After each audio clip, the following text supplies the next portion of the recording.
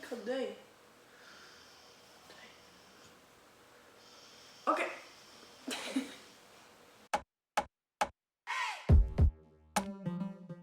Allô tout le monde, j'espère que vous allez bien. Donc aujourd'hui on se retrouve sur ma chaîne pour une nouvelle vidéo style Q&A. Dans le fond, je vous ai demandé sur mon Instagram de poser des questions. Puis je voulais faire une vidéo en fait pour y répondre. Donc sans plus tarder, on va commencer la vidéo. Ma première question c'est quelle est ta plus grande peur? Moi dans la vie j'ai deux peurs. Ma première c'est que j'ai peur des mascottes et j'ai peur des clowns. Je sais pas pourquoi. Les mascottes, je le sais, là, c'est parce que, petite anecdote, quand j'étais jeune, je me suis fait courir après dans une épicerie par une carotte géante.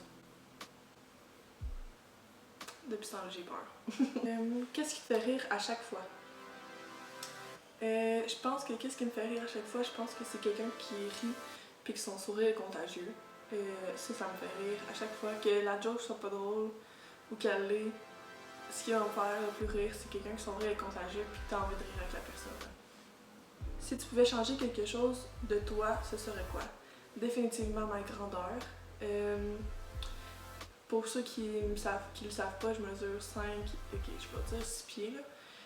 Puis j'ai toujours été grande, j'ai jamais aimé ça. Je pense que toutes les personnes qui sont petites dans la vie veulent être grandes, puis toutes ceux qui sont grandes veulent être petites. Moi, je veux définitivement être plus petite. Si je pourrais changer, c'est ce que je changerais. Qu'est-ce que tu penses que ce qui m'énerve le plus chez une personne, c'est quelqu'un qui est pas gêné? Dans le sens où est-ce que si je te connais pas, parle-moi pas comme si ça ferait 15 ans qu'on se connaisserait, on dirait que je vais être comme... Tu sais, ça dépend, dans d'autres circonstances, il y en a qui vont juste me dire salut, je leur dis salut, y a pas de problème. Mais quelqu'un qui fait trop... qui essaie de trop d'être mon chum, je suis comme... Non, t'es pas ma chum, me. Si tu gagnerais la loterie, quelle serait la toute première chose que tu ferais?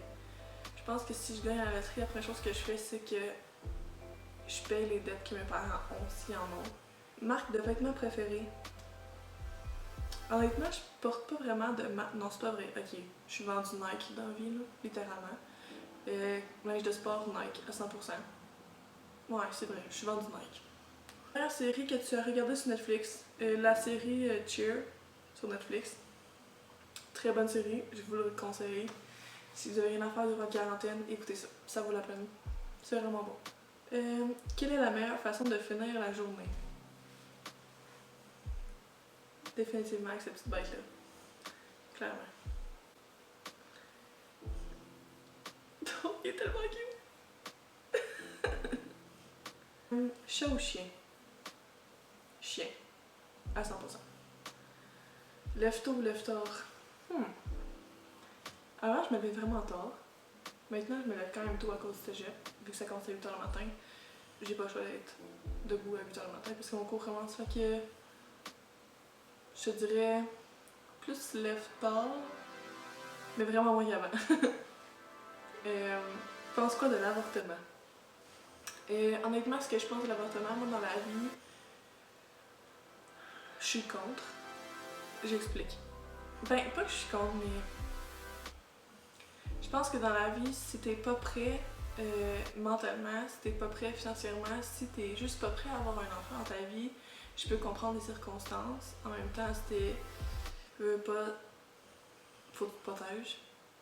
Mais je pense que pour moi, ce que j'en pense, c'est que si t'es pas prêt dans la vie, malheureusement, c'est peut-être une option que tu devrais considérer.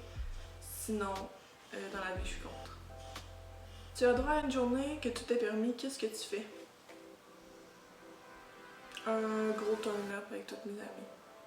Quand tu as choisi de devenir ambulancière, qu'est-ce qui t'intéressait dans le métier? Je pense que c'est de donner au suivant. Dans la vie, moi, je suis vraiment généreuse. Puis j'aime ça, aider les autres. Fait que je pense que le fait de donner au suivant, d'aider une personne, que ce soit physiquement, mentalement, c'est vraiment quelque chose qui me cherche dans la vie. Puis c'est vraiment quelque chose que j'aime faire, être là pour les personnes que j'aime. Fait que je pense que c'est ce qui m'attire le plus dans ce métier-là.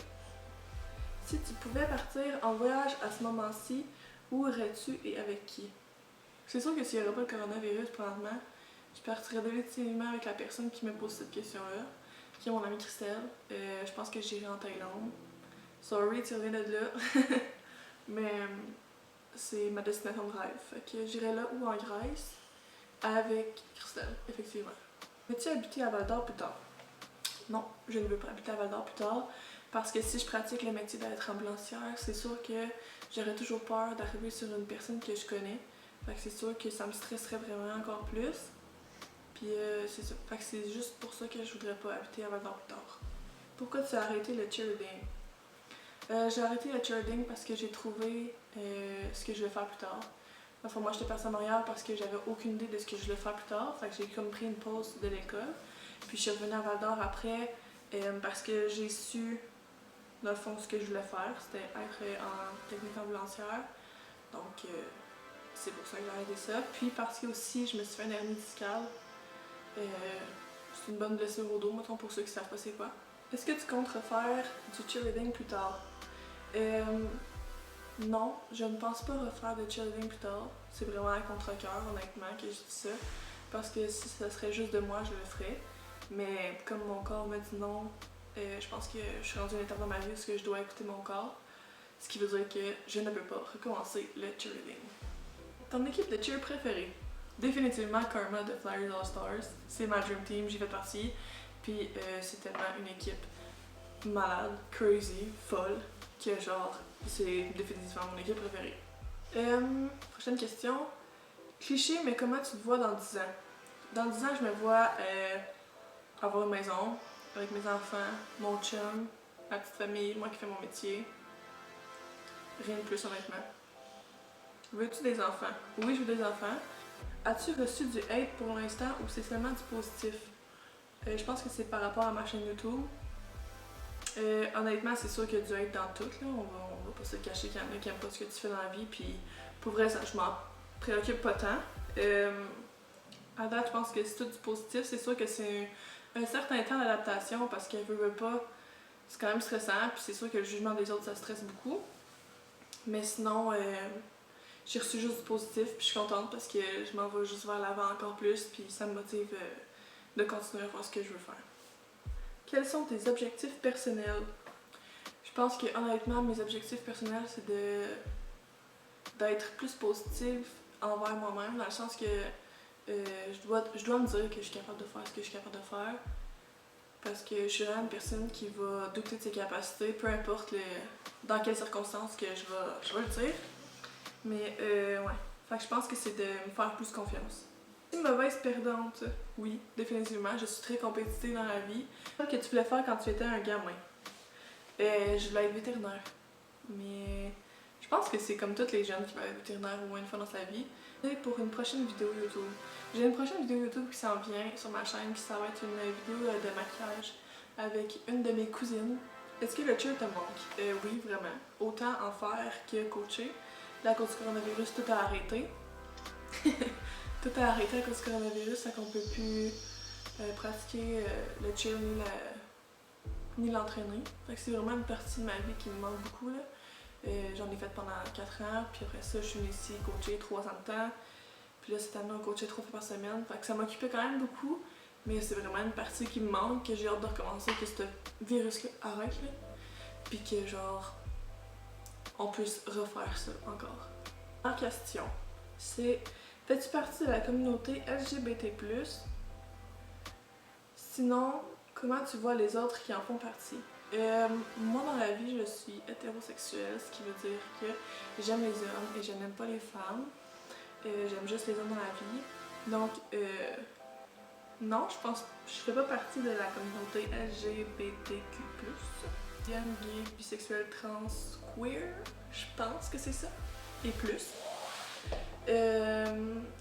Comment tu vois les autres qui en font partie? Honnêtement, je pense que dans la vie, peu importe par la personne avec qui t'es attiré, tant que tu l'aimes, tant que t'es bien avec ta décision, tant que t'es bien avec toi-même, je vois pas le problème.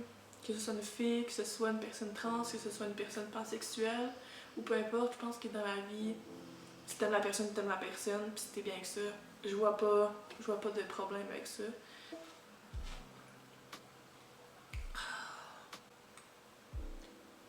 Donc c'est ce qui conclut ma vidéo, j'espère que vous avez aimé. Si vous avez aimé la vidéo, n'hésitez pas à mettre un petit thumbs up, à vous abonner à ma chaîne, s'il vous plaît, et à vous abonner à mon Instagram. C'est probablement là que je parle un peu des vidéos que je vais faire, que j'entre en contact vraiment avec vous. Ben nous, on se revoit dans une prochaine vidéo. Bye tout le monde! Oh, Maxime!